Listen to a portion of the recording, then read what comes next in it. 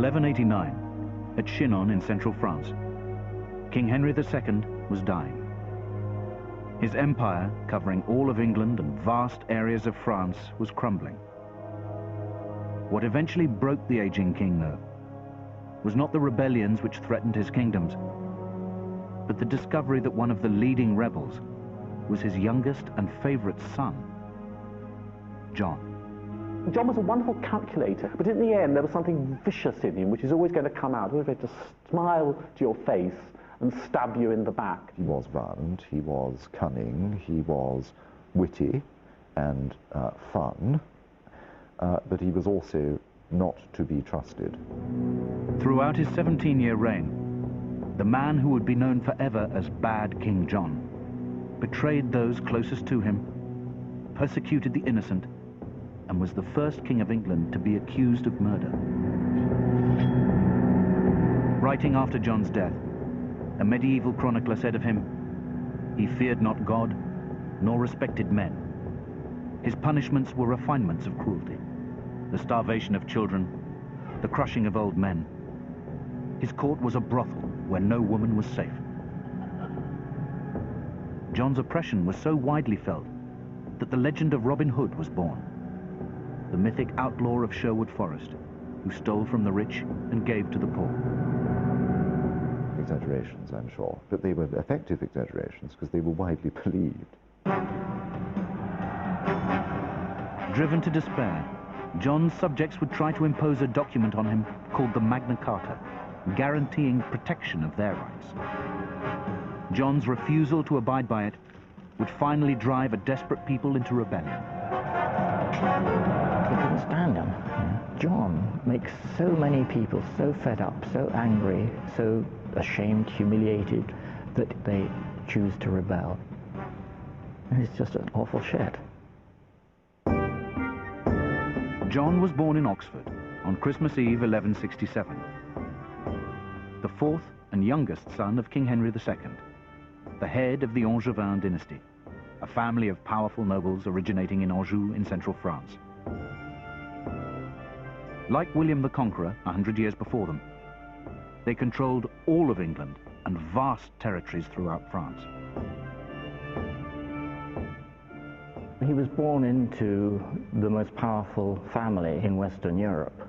His father, King Henry II, was not only King of England, but was also Duke of Normandy, Duke of Aquitaine, which is the whole of southwestern France, Count of Anjou, the rich lands in the Loire Valley, and was on the eve of invading Ireland and subjecting Ireland to his dominion as well.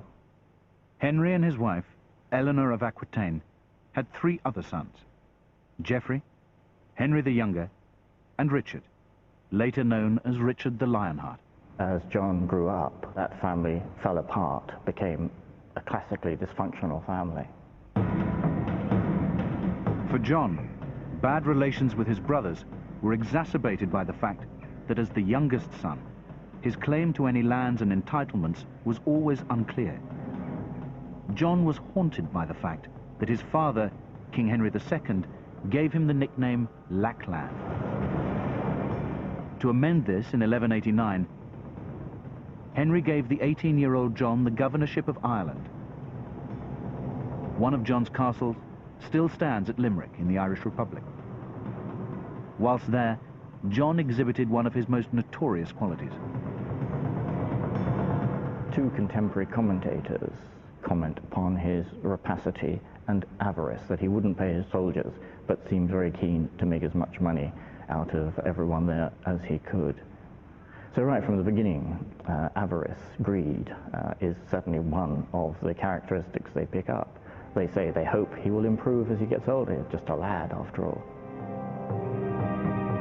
The real troubles that beset that family were caused largely by his father's love for John and his father's wish to provide for John, a wish which left behind a trail of people who felt themselves to be disinherited in the interests of the youngest son of the family. Things would never change. Regardless of how much his father tried to help him, John's appetite for power would always outweigh any sense of loyalty to his father.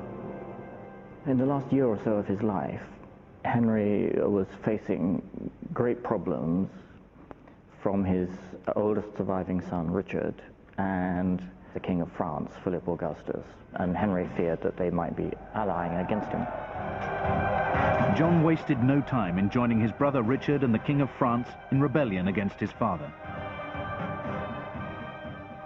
It was clear that the future lay with Richard, and therefore John, I think, is just looking to where the advantage is. But it does testify to a terrible lack of loyalty to his father. So I think there was just self-interest, calculated the future is with Richard, not with my father. Contemporaries wrote about this as the final straw that broke the father's heart, that he had gone through so much, he'd made so many mistakes for John's sake, and in the end it was the son he loved who betrayed him. With Henry's death in 1189, Richard was now the King of England. And though generous to John, John felt no sense of loyalty to his brother. From the time of the succession to the throne of his surviving older brother, Richard the Lionheart, John was given fantastic wealth, particularly in England, but also in Normandy, and he was also Lord of Ireland. Now, if that wasn't enough for John, it just shows that it would have been impossible to satisfy him. What they don't really give him is the status of an Angevin prince. And so, from almost as soon as Richard sets off on crusade, we see him trying to cause trouble, or being drawn into the troubles which arise from Richard's absence. And he in the end took up arms and allied treacherously with the King of France. To John's astonishment, although Richard had been imprisoned in Germany on his return from the Crusades, he eventually made it back. Worried, John immediately broke off his alliance with the King of France and begged Richard's forgiveness. John falls on his knees before his older brother. Richard is supposed to say, "Oh, come on, John, get up. You're just a child. You've been badly advised." Well, by that time, he was nearly 30 years old. So not surprisingly, the French now felt they'd been betrayed by John, who had just betrayed Richard, who had betrayed his father.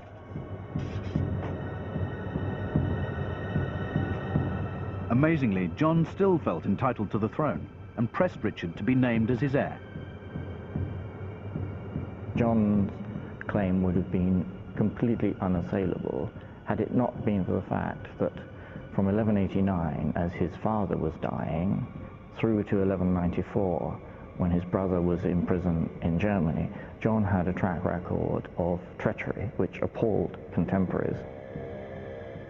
One of Richard's main concerns was for his reputation, for his honor, that he would do what honor required. John is clearly concerned to remain as rich as possible and as powerful as possible, but that honor, I think, never seems to cross his mind at all. Reputations notwithstanding, John would secure the throne. Wounded in battle at Chalus in central France, Richard died on April the 6th, 1199. On his deathbed, he named John as his heir. John is king by the grace of God. The records of his own household show that he didn't observe feast days, he didn't observe fasts, he ate meat on Fridays, he chatted during Mass and everything like that. Once you've met John, it's very difficult any longer to believe this really can be a king by the grace of God, you know, because he's manifestly not a pious man. As king, John felt himself beyond reproach and free to have whatever he wanted when he wanted it, particularly when it came to women. His first marriage to Isabel of Gloucester in 1189 was annulled when she couldn't produce an heir. He then kept Isabella of Gloucester in the household or in his castles for the next 10 years. Isabella wasn't permitted to remarry. John wanted to keep her lands, they didn't want to keep her. In 1200, John decided to marry another Isabel, the French heiress, Isabel of Angoulême. But there was one problem. She was too young to marry. The chroniclers say, I suspect with a certain tinge of knowing this, that she appeared to be about 12 years old, but Isabella could have been as young as 8 or 9. A previous betrothal to Hugh de Lusignan, a neighbouring baron, had been postponed because of Isabel's youth. Hugh de Lusignan postponed the marriage until she should be old enough to marry. Then in comes John and takes her instead, ignoring the fact that she was not regarded as old enough to marry. He so alienated the local barons that thereafter the writing was on the wall, and from that sprang the rebellions that then swept John's territories from northern France off the map. John's high-handed attitude to women would also have huge consequences for him in England. Having mistresses for a king is not lechery, that's just normal. The problem is that John goes after, against their will, the women in the families of the elite of society. He was accused of sexually harassing their wives and daughters. Robert Fitzwalter, for example, said that King John tried to take his daughter by force. The other was William Longspake. Longspake had loyally gone out for John to fight for him at the Battle of Bouvines. He was captured, and while he was in captivity, John seduced his wife. I mean, all these kings were womanizers, but with John it had political consequences.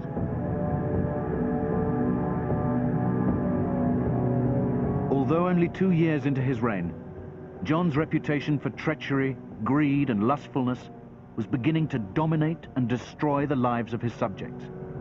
But no one could imagine that John would soon go down in history as the first English king to commit murder with his own hands.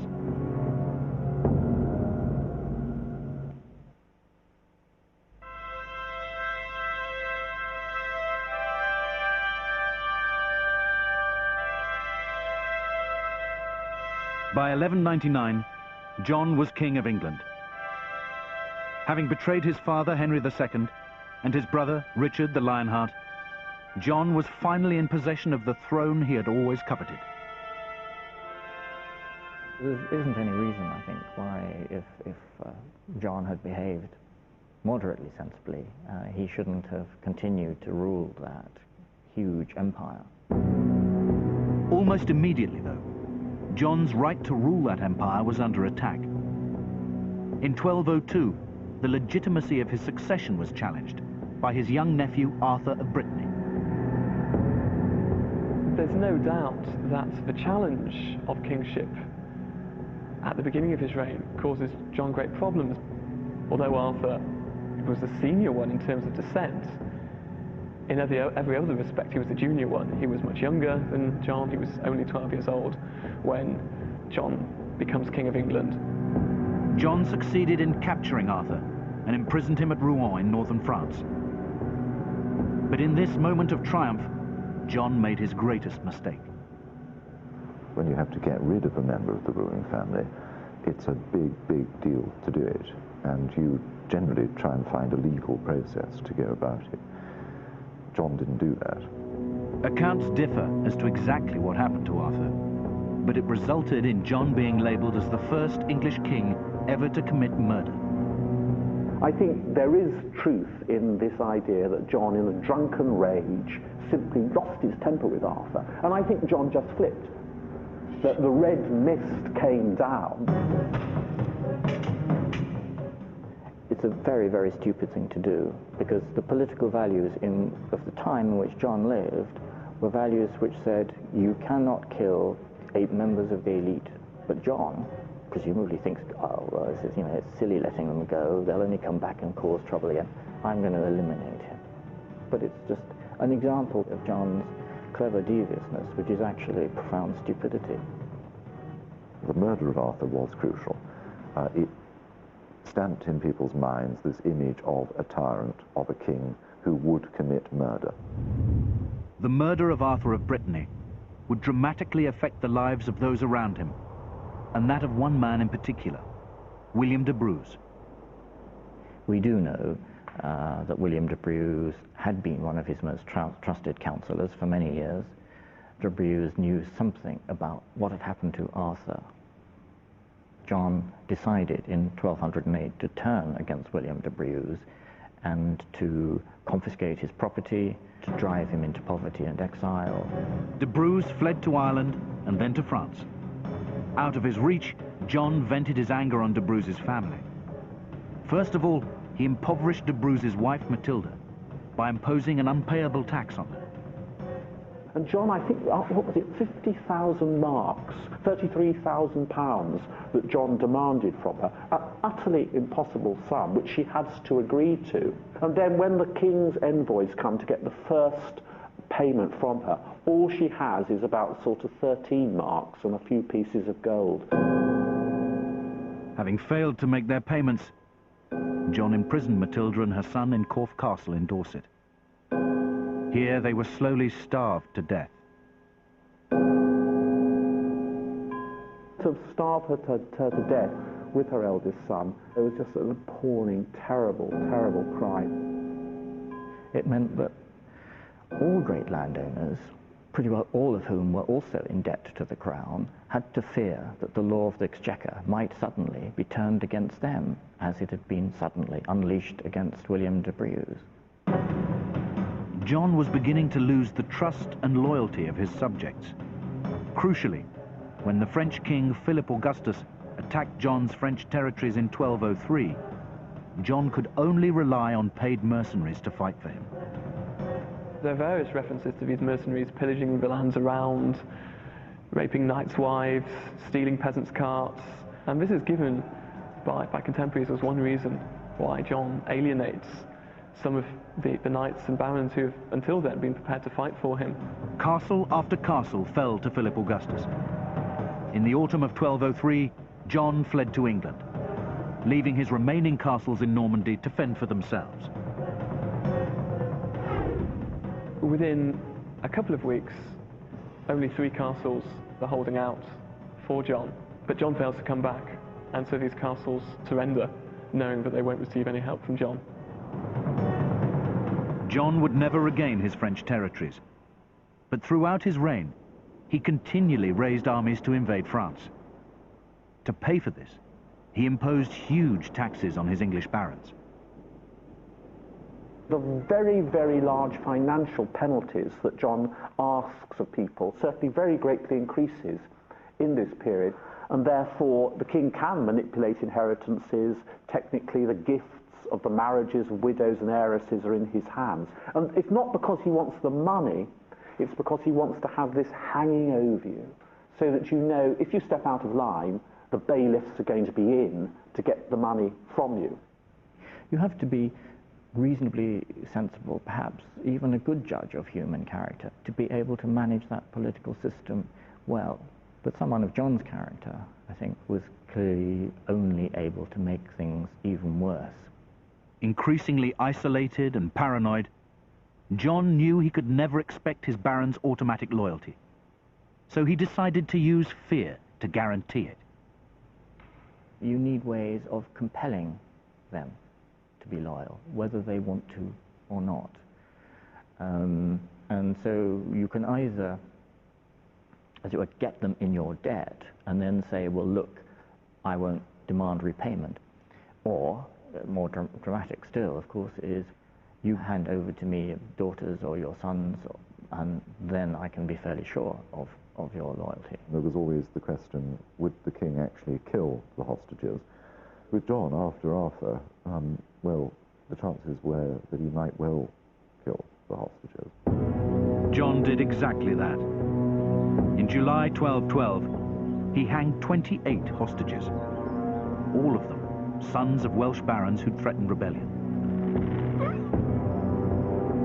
Relations between John and his barons had deteriorated to such a degree that in 1212 there was a plot to assassinate him. And the idea was, on the 1212 expedition to Wales, to either to leave him to his fate or actually to kill him there. And I mean, John heard about it just in time, shut himself up in Nottingham Castle, didn't go on the Welsh expedition, and was clearly badly shaken. In 1215, that hostility would culminate in outright rebellion. 40 English barons, led by Robert Fitzwalter, decided to confront John with a set of demands effectively limiting his power as the king. have to come up with something totally unprecedented. We have to develop a new kind of banner for rebellion, a program of reform, a charter of liberties, and so we get Magna Carta. On June the 15th, 1215, at Runnymede near Windsor, John met with the barons to sign the Magna Carta, but he had no intention of abiding by it. What John did at Runnymede on the 15th of June 1215 was suddenly to bring the negotiations to an end and say to the barons, that's it, that's your lot, take it or leave it. John's attitude made civil war inevitable. A brutal year-long campaign was waged throughout the country. In January 1216, John slaughtered the inhabitants of Berwick on the Scottish border as punishment for supporting the rebel barons. At Rochester in Kent, John personally directed the 7-week siege of this rebel stronghold. To torment the starving defenders even more, he ordered bacon fat to be smeared and burnt on the wooden props used to undermine the castle's west tower. The tower and the rebels' resolve soon collapsed. But total victory would elude him. In October 1216, whilst feasting at Lynn in East Anglia, he contracted dysentery. When he was dying, he clearly was a deeply, deeply troubled man. And you can see that from what he was buried in, because he wasn't buried in a crown. He was buried in a cloth cap. This is the cap which is put on a monarch's head after he's been anointed to keep in all the holy oil, all the oil which is poured into the monarch, the blessings of the Holy Spirit. It's what's called the cap of unction. It's an absolutely sacred garment. John clearly had kept his cap of unction, and he asked to be buried in it in the hope that somehow or other the oil in it and the blessings would waft him as quickly as possible through the regions of purgatory. He died at Newark Castle in Lincolnshire on October the 18th, 1216. In his hurried will, he specified that his body should be interred at Worcester, where today the body of bad King John still lies in the cathedral.